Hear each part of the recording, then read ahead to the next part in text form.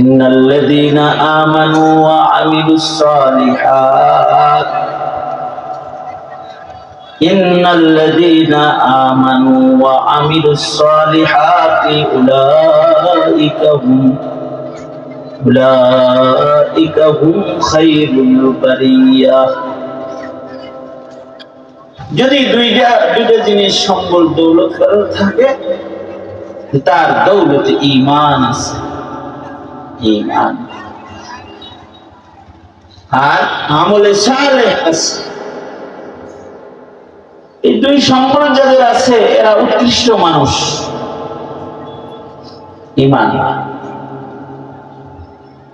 ঈমান যেন নষ্ট না হয় কারো। যার ঈমান নাই তার দাম নাই, তার সম্মান নাই, তার ইজ্জত নাই, তার কোনো মূল্য নাই যার ঈমান নাই। আর যার ঈমান আছে, আল্লাহর যেমন ইজ্জত আছে, আল্লাহর রাসূলের যেমন ইজ্জত আছে, এটা ঈমানদারের ইজ্জত আছে। ইজ্জত লিল্লাহি ওয়া লিরাসূলিহি ওয়া লিল মুমিনিন, মুমিনদেরও ইজ্জত আছে। আর যার ঈমান নষ্ট হয়ে গেছে তো তার ইজ্জত নষ্ট হয়ে গেছে।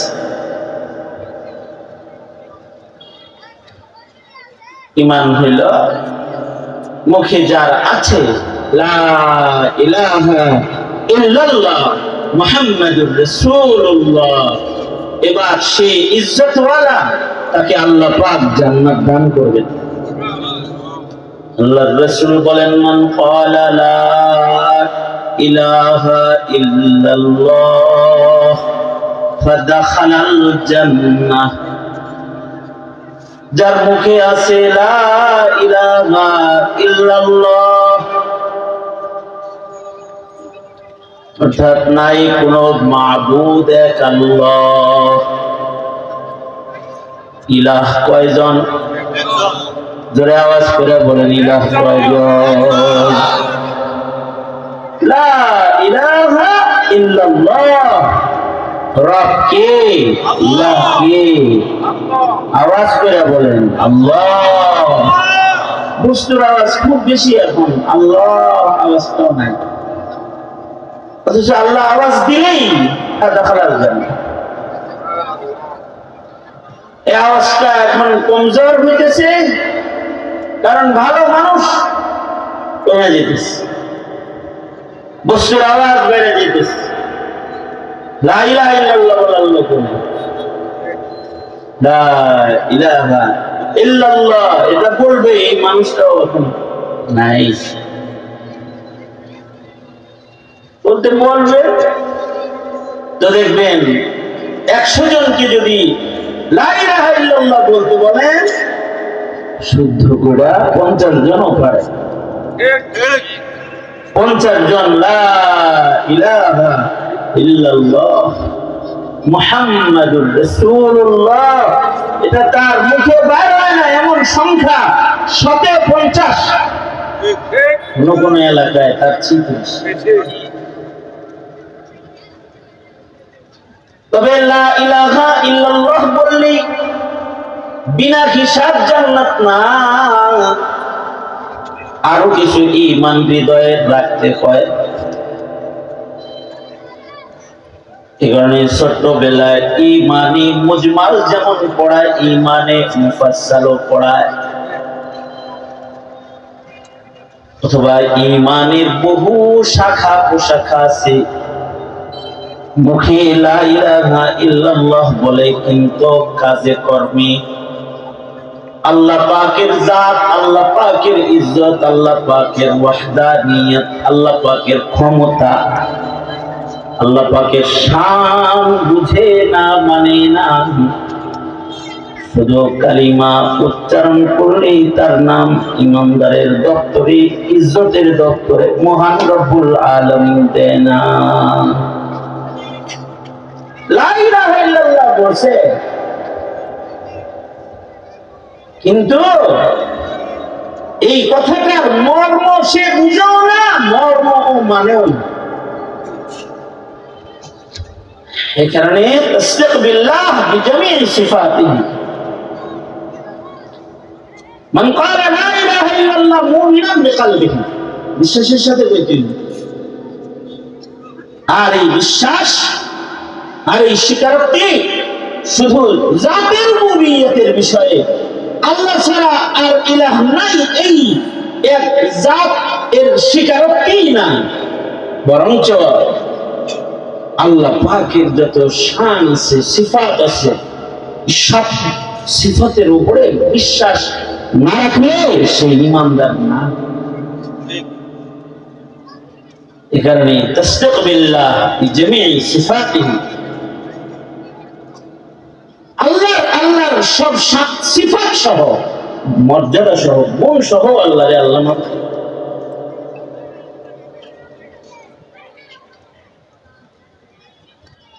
ইহুদ নাসারারাও আল্লাহরে আল্লাহ মানে, কিন্তু আল্লাহর সিফাতে আক্রমণ করে। এখানে আল্লাহ পাকের পরিচয় তাদের কাছে পেশ করছেন, মুশরিকদের কাছে। পরিচয় হলো যে আমি শুধু একক তা না, আমি ওয়াহিদ শুধু না, আমি আহাদ।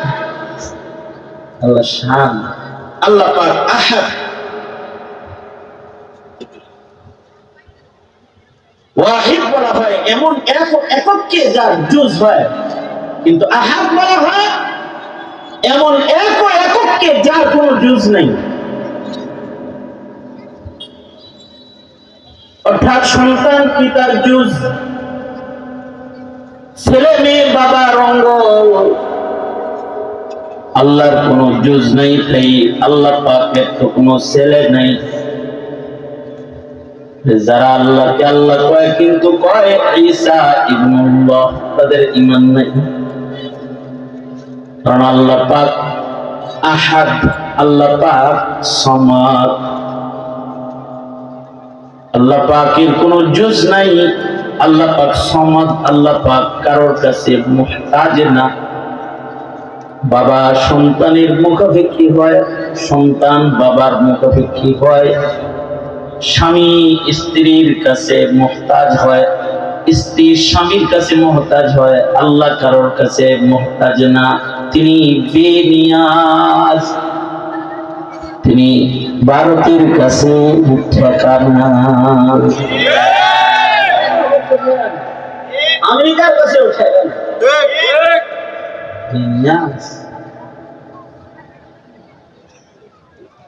তিনি এমন রাজা যে কারোর কাছে দৌড়া খেয়ে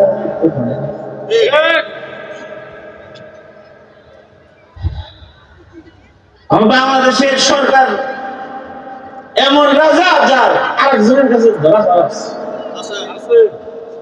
ধরা খাওয়া ছাড়া ক্ষমতার চেয়ারে বসে থাকতেন। রাজার রাজা তিনি কি বড় আওয়াজ করে বলেন? তিনি কি এমন যে তিনি কারোর কাছে ধরা খাওয়া, তার আজেতি নাই, তিনি অক্ষমতা বলতে কিছু নেই, তিনি সব কিছুর ব্যাপারে সক্ষম। দুনিয়ার রাজা বা বাদশারা অক্ষম হয়, থামাইতে পারতেছে না ইরান।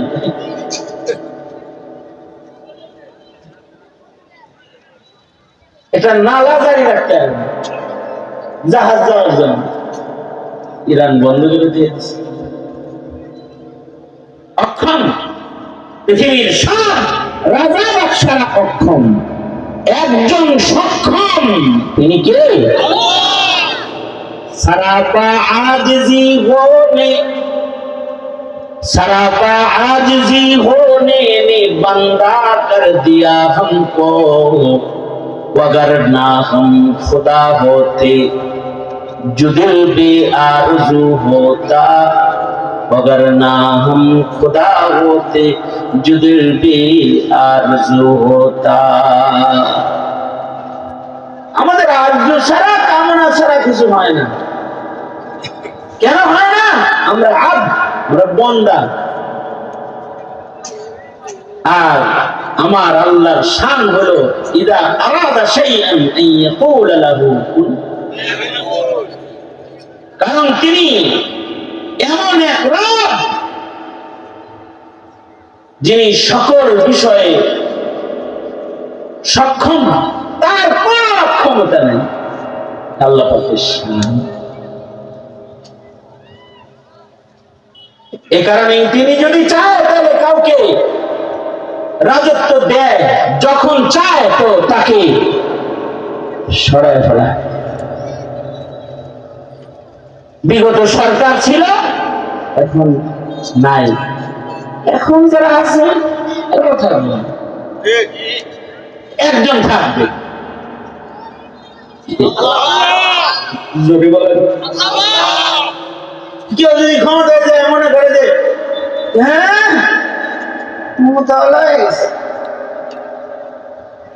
ক্ষমতা থাকবে না, আজকে ক্ষমতা আছে কালকে কলা পাতায় শুইবা, আজকে প্রোটোকল আছে কালকে মানুষের ধাক্কা খাইবা। দিছে তাই কদিন হয়ে গেছে।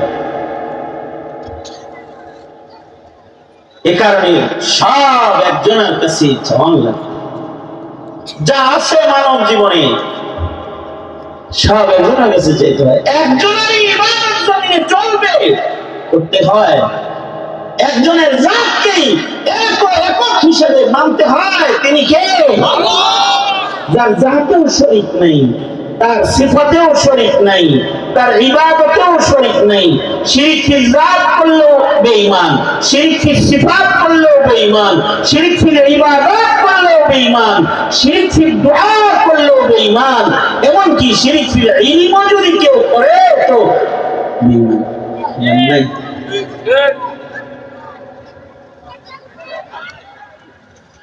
এ কারণে আল্লাহ ছাড়া আর কারোর গোলামি নাই। কোন ব্যক্তি কোন মরণের গোলামি নাই, গোলামি একমাত্র কার? জোরে আওয়াজ করে যে বলতেছি এটাও ঈমান। বললেই রব খুশি হয়, আল্লাহ বললেই খুশি হয়, লা ইলাহা ইল্লাল্লাহ বললেও খুশি হয়। যখন বান্দা বলে আল্লাহ আপনি ছাড়া আর কেউ ক্ষমতাবান নাই, তো মহান রব্বুল আলামিন খুশি হয়ে যায়। আর বলে তুমি কষ্টে রইছস কিন্তু আমার মুলকিয়াত, আমার রাজত্বের স্বীকারোক্তি দিছস, অপেক্ষা কর মরবি আর রাজত্বটার মালিক হয়ে যাবি। ওরা সাথে সাথে জান্নাত পাবে দৌলতে ঈমানের বদলে।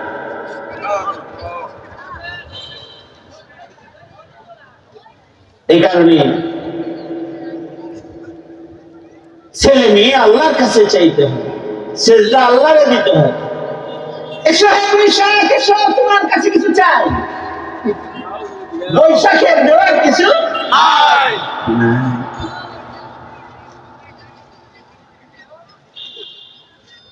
ঘুঘু, পেঁচা, হাতি এগুলোর দেওয়ার কিছু নাই, দেয় একজন। কে?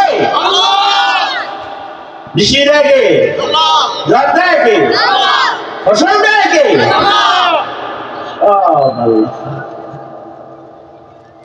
এই পয়লা বৈশাখে কত মানুষের ঈমান নষ্ট হইল শিরক কইরা, আল্লাহর কাছে চায় না। সারুবেলা এখানে বিমূর্তি বলতে লাগে, ঈমান থাকবে? চাইব একমাত্র কার কাছে?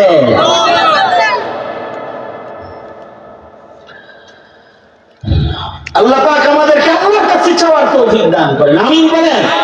ছেলে লাগবো কে দিব, মেয়ে লাগবো কে দিব, জোরে বলেন। টাকা লাগবো কে দিব, ইজ্জত লাগবো কে দিব। সম্মান চাও আল্লাহর কাছে চাও। تعز من تشاء وتذل من تشاء بيدك الخير। এটা মুখে বলতে হয়, বারবার বলতে হয়। ও আল্লাহ সব ইজ্জত আপনার, যারে খুশি তারে ইজ্জত দেন, যারে খুশি বেইজ্জত করেন। আপনি কাদের মুতলক, আপনি সবকিছু পারেন। আল্লাহ আপনি আমাকে ইজ্জত দেন, সম্মান দেন, আল্লাহর কাছে দেন। আল্লাহ পাক অন্যত্র আয়াতে বলে মান কানা ইউরিদুল ইজ্জাতা ফালিল্লাহিল ইজ্জাতু জামিআ ইলাইহি ইয়াসআদুল কালিমুত তাইয়্যিব ইলাইহি ইয়াসআদুল কালিমুত তাইয়্যিব ওয়াল আমালুস সালিহু ইয়ারফাউ। কেউ যদি ইজ্জত চাও তাহলে সব ইজ্জত কার? তার কাছে ইজ্জত চাও, তিনি ইজ্জত দিবেন। তিনি ভালো কথা বললে, কালিমায়ে তাইয়্যিব বললে ইজ্জত দিবেন। এ কারণে মুমিন কেউ যখন শিরকের বাজার থেকে বের হয়ে কালিমায়ে তাইয়্যিব পড়ে, লা ইলাহা ইল্লাল্লাহ, তো তার ইজ্জত বেড়ে যায়। ইলাইহি ইয়াসআদুল কালিমুত তাইয়্যিব, কালিমায়ে তাইয়্যিব পড়লে তার ইজ্জত বেড়ে যায়। এ কারণে মুখে যত কথা আছে আল্লাহ পাকের শানগুলো মুহাব্বতের সাথে তাইয়্যিব তাইয়্যিব কালিমাগুলো বলা। কাসরাতে যিকরুল্লাহ, বেশি বেশি আল্লাহর জিকির করা, বেশি বেশি আল্লাহ আল্লাহ বলা, বেশি বেশি সুবহানাল্লাহ বলা, বেশি বেশি আলহামদুলিল্লাহ বলা, বেশি বেশি লা ইলাহা ইল্লাল্লাহ, বেশি বেশি আল্লাহু আকবার আল্লাহু আকবার আল্লাহু আকবার, আস্তাগফিরুল্লাহ আস্তাগফিরুল্লাহ আস্তাগফিরুল্লাহ। যত বেশি বলবে ইজ্জত তত বাড়তে থাকবে।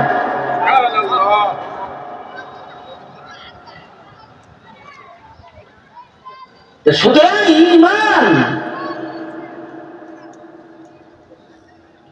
ঈমানের হাজার লাখো শাখা প্রশাখার ভেতরে নবীজি বলেন ঈমানের 70-এরও অধিক মৌলিক শাখা প্রশাখা। শুআবুল ঈমান আলাদা কিতাবই আছে, ইমাম বাইহাকী। ঈমানের অনেক শাখা প্রশাখা, শ্রেষ্ঠটা হইল লা ইলাহা ইল্লাল্লাহ। আর সবচেয়ে ছোট ঈমানদারি নবীজি বলেন রাস্তায় কোন কাটা পড়ে গেছে, যে কাটাটায় আরেকজন মুমিনের কষ্ট হইতে পারে, এই কাটাটা রাস্তা থেকে সরানোটাও এটাও ঈমান। যে কাটাটা সরায় তার ঈমান আছে, আর যে কাটা গায়ে রাখে ও আবু লাহাবের বংশধর।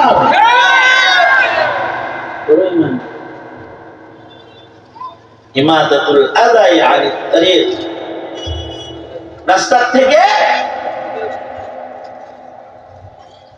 ঘর কুটা পড়ে থাকলে সেটাও সরাও, এটা ঈমান। হায়া শরম লাজ শরম ঈমান,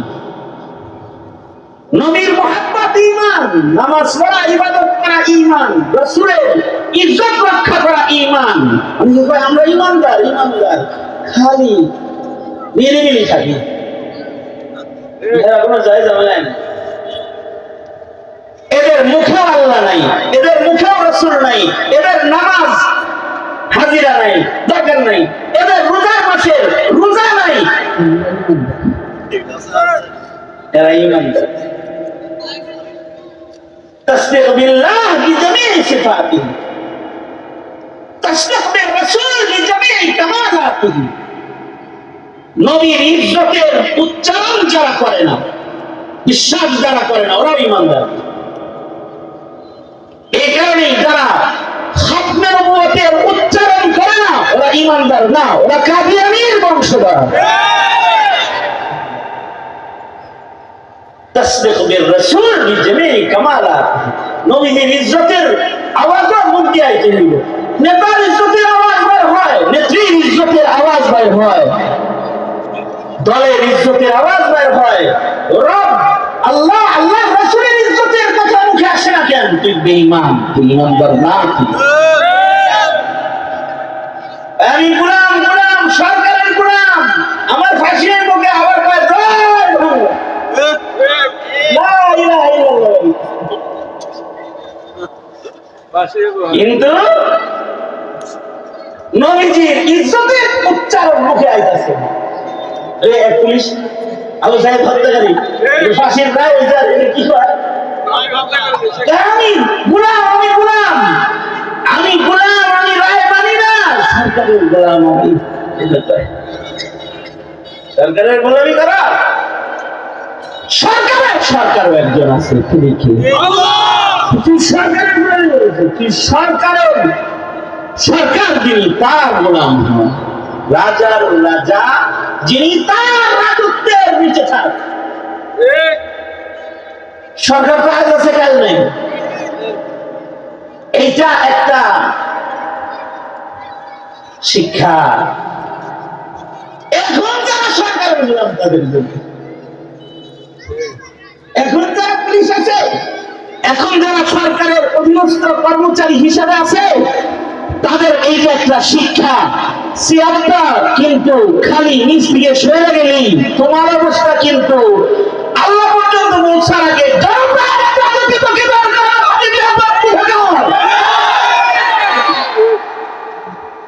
গোলামি করবি তো আল্লাহ গোলামি। নবীর গোলামের না, আল্লাহর গোলামের কি?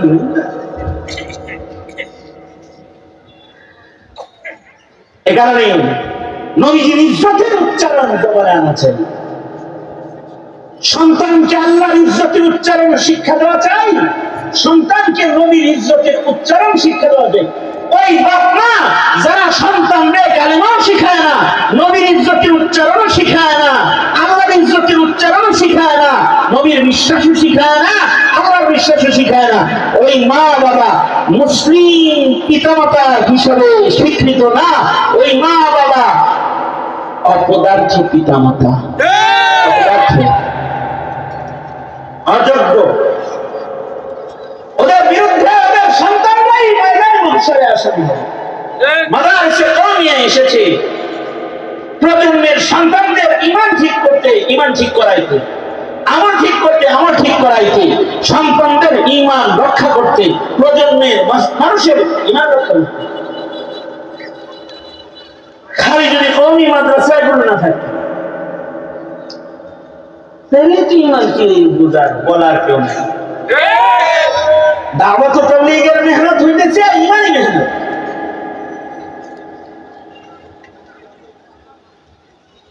কিন্তু এই দাওয়াত কিভাবে দিবে, তাবলীগ কিভাবে করবে, পীর মুরিদি কিভাবে করবে, এর জন্য কওমি মাদ্রাসা লাগে। তাছাড়া খালি ভুল করলেই দায়ী হয়, কিন্তু ভ্রষ্ট দায়ী হয়ে যায়, অভ্রষ্ট হয়ে যায়। ভাবলাম এই প্রজন্মের সন্তানদের ঈমান শিখার জায়গা মাদ্রাসা কওমিয়া। ঈমান নিজে শিখতে হইব, সন্তানদেরকে ঈমান শিক্ষা দিতে হইব, সন্তানদেরকে বুঝাইতে হইব শুধু লা ইলাহা ইল্লাল্লাহ বললে ঈমান না, আল্লাহর ইজ্জতই ঈমান, আল্লাহ পাকের ইজ্জতের বিশ্বাসই ঈমান, আল্লাহ পাকের সিফাতের উপর বিশ্বাসই ঈমান, নবীর ইজ্জতই ঈমান। নবী শুধু নবী না, তিনি শেষ নবী ও শ্রেষ্ঠ নবী। কিয়ামত পর্যন্ত আর কোন নবী নাই। কেউ যদি নবুয়তের দাওয়া করে, দাবি করে, কাফের, দাজ্জাল, কাফের। যদি না শিখাইলে তো কাজে নিয়ে দিবে। শেখুল ইসলাম আল্লামা আহমদ শফী রাহমাতুল্লাহি আলাইহি লাস্ট ফিনিশিং ফতোয়া হলো কাদিয়ানীকে যারা কাফের মুখে বলে না, এগুলোও কাফের, সব কাফের। যারা কাদিয়ানীকে কাফের বলে না, এরাও কাফের হয়ে যাবে। কাদিয়ানীকে যারা কাফের মনে করে না, ওরাও কাফের হয়ে যাবে।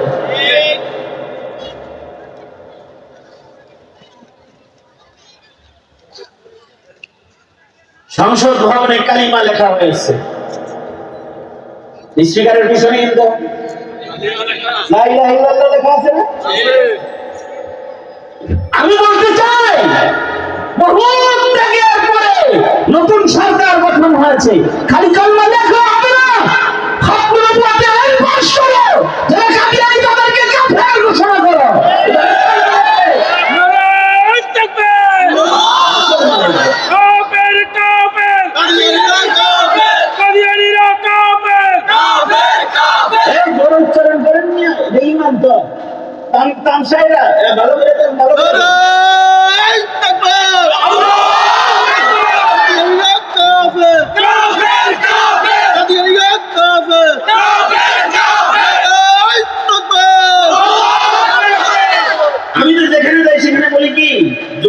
বলি আমি কথাটা, সেটা হলো যে তোরা প্রতি শুক্রবারে মিছিল করবি।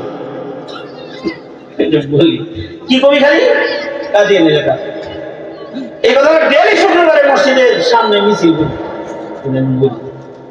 কারণ জনমত প্রয়োজন হইলে জনগণের মত আদালতে প্রতিষ্ঠা পায় না, ঠিক না? আদালতে প্রতিষ্ঠা হতে হলে আরে বইলাই প্রতিষ্ঠা হয় না, হ্যাঁ না বললো এখন না বইলাই হয় না। তাইলে সবাই এটা হলেই তৈরি হতো। এই কারণে আমি বলি যে আল্লাহ রসুলের ইজ্জত শিখায় সন্তানদের প্রজন্মরে ইমানদার বানাও। প্রতি শুক্রবারে মিছিল করবা, যারা নতুন নতুন কারিগর করবা। আমাদের দেশের একটা ট্রেডিশন হলো গেট করলে ঘর করলে লেখে লা ইলাহা ইল্লাল্লাহ মুহাম্মাদুর রাসূলুল্লাহ। আমি তাদেরকে পরামর্শ দেই হলো নতুন গেট করলে লেখা দিবা কাদিয়ানীরা কাফের। লাভ হলো কি? লাভ হইল স্কুল কলেজ ইউনিভার্সিটিতে পড়ানোর পরেও ওই যে দাদা লেখা ছেড়ে গেছে কাদিয়ানী কাফের। কোন জায়গায় যদি ওরা কাদিয়ানীরা দাওয়াত দেয় ওরা বলবে দাদার গেটে লেখা দেখছি তোরা কাফের, বেয়াদব যা কাদিয়ান চলে যা, কাদিয়ান যা, মুসলমানের দেশে যাবে না বলবে। এইগুলো ঈমান। আমাল বিল আরকান তাসদীক বিল আরকান ইকরারুহুমা বিল লিসান ঈমান। تصدق بالله بجميع صفاته، تصدق بالرسول بجميع كمالاته، اقرارهما باللسان। দুটোটা মুখে আবার উচ্চারণ করতে। আমল বিল আরকান তাসদীক বিল আরকান, ঈমান যে আমল করে না ও বেঈমান। নামাজ আল্লাহ পাকের হুকুম করে না ইচ্ছা করে তো ধীরে ধীরে বেঈমান হয়ে যায়। মান তারাকা সালাতান মুতাআম্মিদান ফাকাদ কাফারা। কেউ যদি ইচ্ছা করে রোজার মাসের রোজা ভেঙে ফেলায় এক সময় ঈমান নষ্ট হইয়া যায়। কেউ যদি ইচ্ছা করে যাকাত না দেয় তার বিরুদ্ধে জিহাদ করা যায়। হযরত সিদ্দিক আকবরের জীবনের প্রথম জিহাদ হলো মুনকিরে যাকাতের বিরুদ্ধে জিহাদ। কেউ যদি ইচ্ছা করে হজ না করে আমল ছেড়ে দেয় তাহলে আল্লাহর রাসূল বলেন ইহুদি হয়ে মরুক নাসারা হয়ে মরুক আমার কিছু আসে যায়। শুধু ঈমান নয় আমলও করতে হয়। ঈমানের সাথে কারো যদি আমল জিরা যায়, ঈমানের সাথে কেউ যদি নামাজি হইয়া যায়, ঈমানের সাথে কেউ যদি জিকির করনে ওয়ালা সুন্নাত ওয়ালা নবীর ইশক ওয়ালা হইয়া যায় ও কামিল ঈমানদার হয়ে যায়। নবী প্রেম ছাড়া ঈমান কামিল হয় না। খালি ফরজ আমল না সুন্নাতকেও হিফাজত করে মুমিন হতে হয়। নবীজি কয় লা ইউমিনু আহাদুকুম হাত্তা আকুনা আহাব্বা ইলাইহি মিন ওয়ালিদিহি ওয়া ওয়ালাদিহি ওয়ান নাসি আজমাইন। সর্বোচ্চ নবী প্রেম প্রকাশ করার মাধ্যমে কামেল মুমিন হইতে হয়। শুধুই মাত্র ফরজ না, সুন্নাত নবীজির রেখে যাওয়া সুন্নাতগুলোর হিফাজত করতে হয়।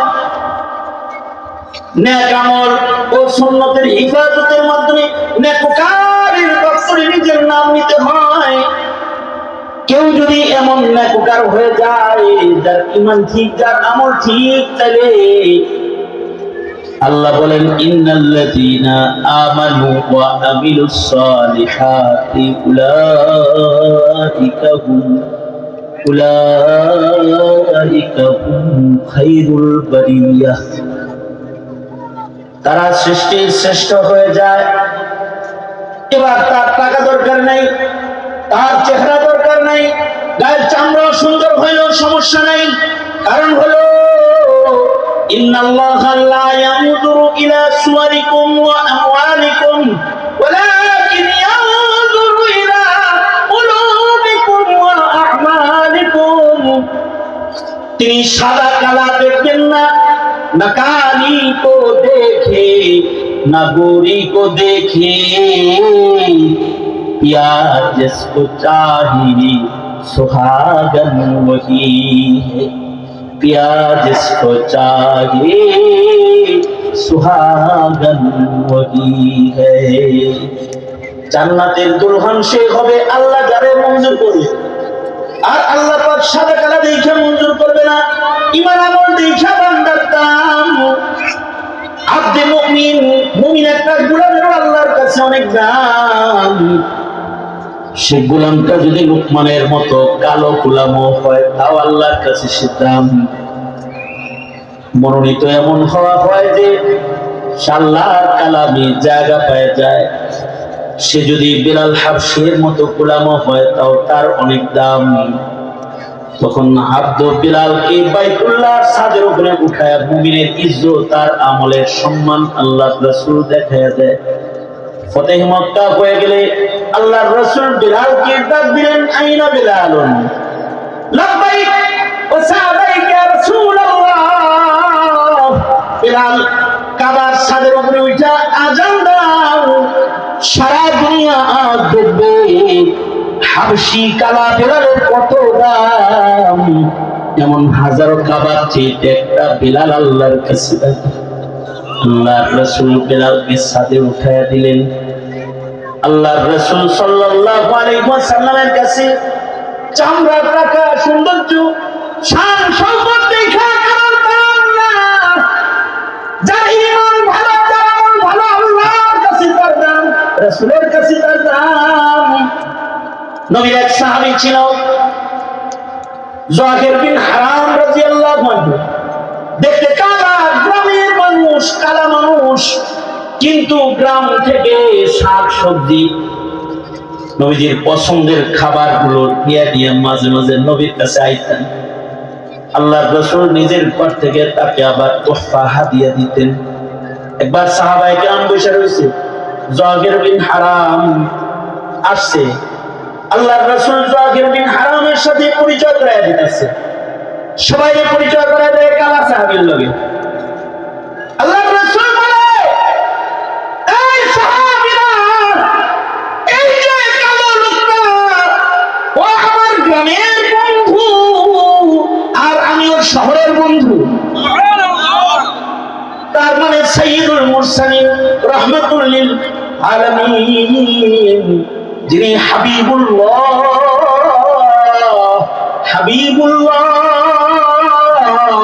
যিনি আল্লাহর বন্ধু, যাকে আল্লাহ পাক বন্ধু বলেছেন।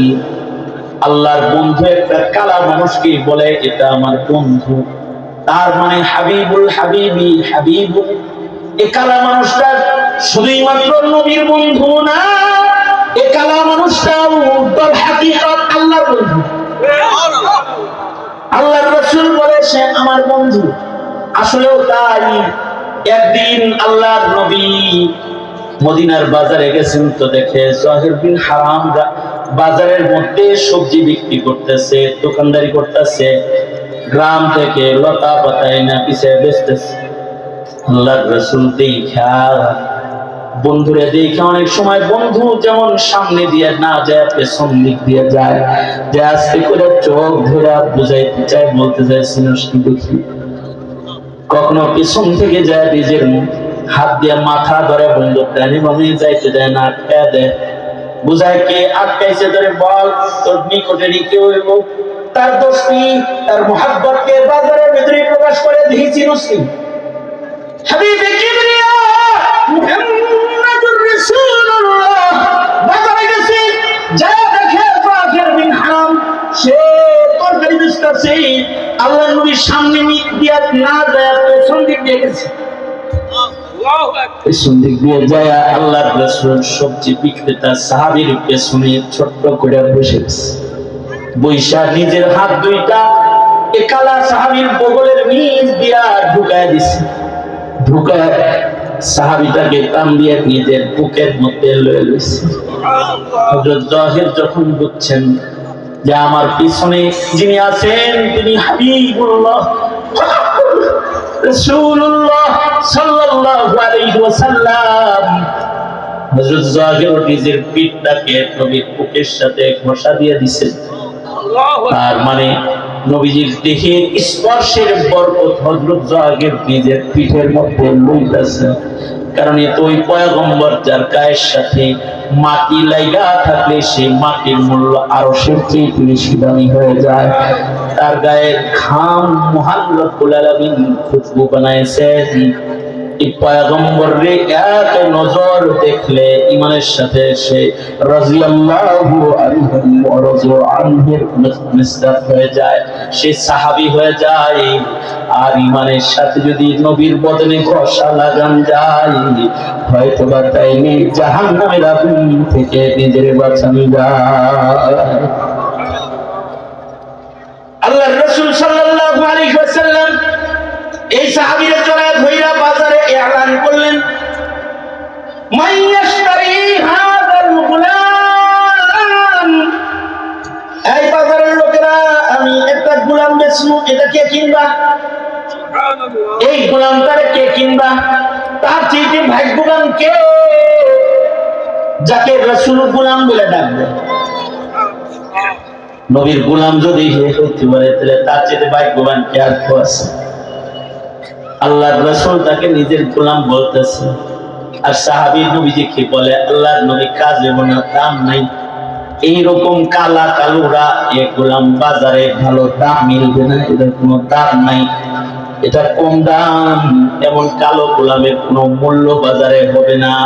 আল্লাহর রাসূল বলে এই তোমার চামড়া কালো হওয়ার কারণে জমিনের মানুষের কাছে তোমার কোনো দাম নাই, কিন্তু আমি নবী সাক্ষী দিতেছি আনতা ইনদাল্লাহি গাল, তুমি আল্লাহর কাছে অনেক দামি।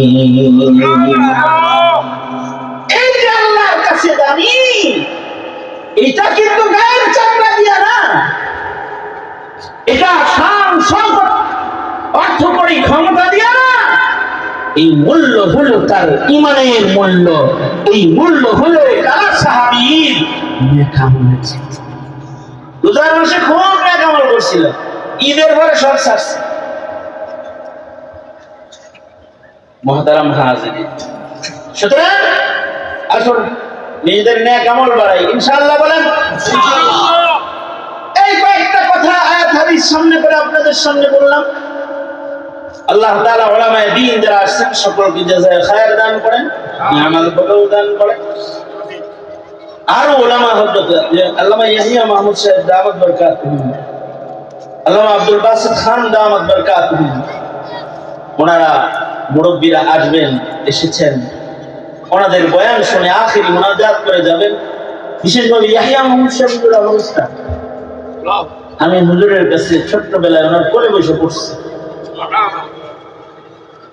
বাড়ি না মৃত্যু ছাড়া একবার হুজুরের কোলে বৈশা আমি হুজুরের সবক শুনেছি।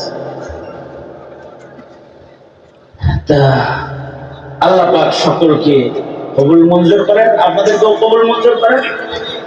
যা কিছু বলেছি এর থেকে আল্লাহ পাক শুননে ওয়ালা বলনে ওয়ালা সকলকে উপকৃত করেন। এই মাজমাকে আল্লাহ পাক কবুল করেন। আমিন। ওয়া আখিরু দাওয়ানা আলহামদুলিল্লাহি রাব্বিল আলামিন। আসসালামু আলাইকুম।